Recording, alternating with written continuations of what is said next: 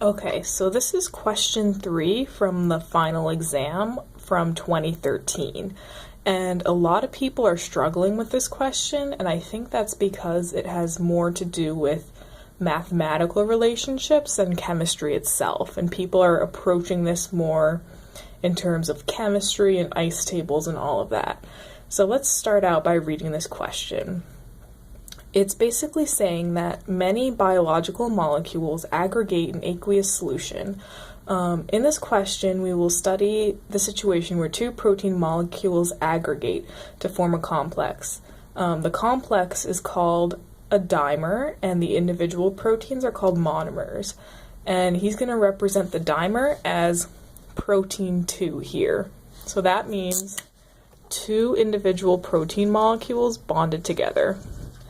And the monomer is just the protein itself. But you need two of them to make the dimer.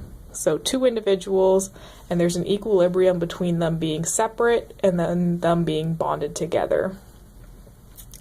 He gives you a Kd value as well. So he's saying this is the dissociation constant for the dimer breaking up into the monomer. He's asking you to find the original concentration of protein you need to add to a flask in order to have 34% of the original be in monomer form and 66% to be in dimer form at equilibrium. Okay, so let's think about what this means. The first thing that you probably want to do is to write out your Kd in terms of variables. So you know Kd, this is like any other equilibrium constant, is going to be products over reactants. So this is going to be the concentration of the monomer, and that's going to be squared because it has this coefficient here, over the concentration of the dimer.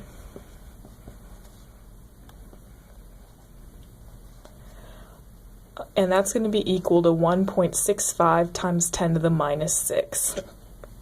And he's asking us to find the concentration of original protein that you need to add. So protein original.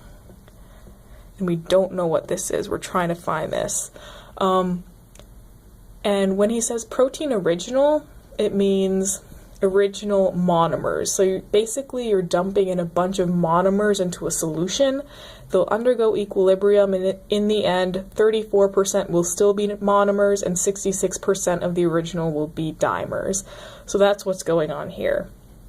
So because he's asking us to find protein original, let's try expressing these parts here in terms of protein original, because that's the only way we can solve for this variable here. So we know in the end, so at equilibrium, 0.34 times the original concentration of protein, that O just means original, is going to exist as the monomer. So this is going to equal your concentration of protein at equilibrium, which is this guy up here. And you know that 66% of the original protein is going to exist in the dimer form. And this is at equilibrium. However, since we're expressing the dimer in terms of the monomer, we need to think about and consider all stoichiometric relationships between these. So you want to look up at your balanced equation. So we know protein original is the monomer form, and there's a 2-to-1 relationship between the monomer and the dimer. So we have to take that into account when setting up this expression here, for it to be truly representative of what's happening in solution. So really, 0.66 times your original protein concentration times 1/2, because of that 2-to-1 relationship, will give you your concentration of dimer in the end. So now you have both these parts expressed in terms of your unknown, your protein original. So now we can plug these guys into your Kd expression and solve for protein original, which he's asking for. So let's do that. We know KD is 1.65 times 10 to the minus 6, and that's going to equal protein monomer at equilibrium squared. Protein monomer at equilibrium is this. So I'm going to plug this whole thing into the numerator.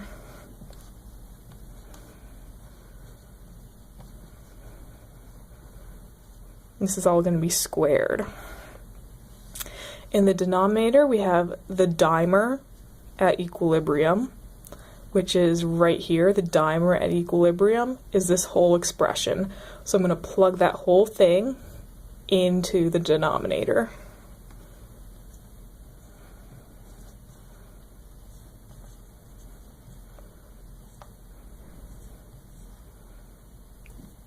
And now you can just use algebra and solve. And you're going to get your concentration of protein original is 4.71 times 10 to the minus 4 molar.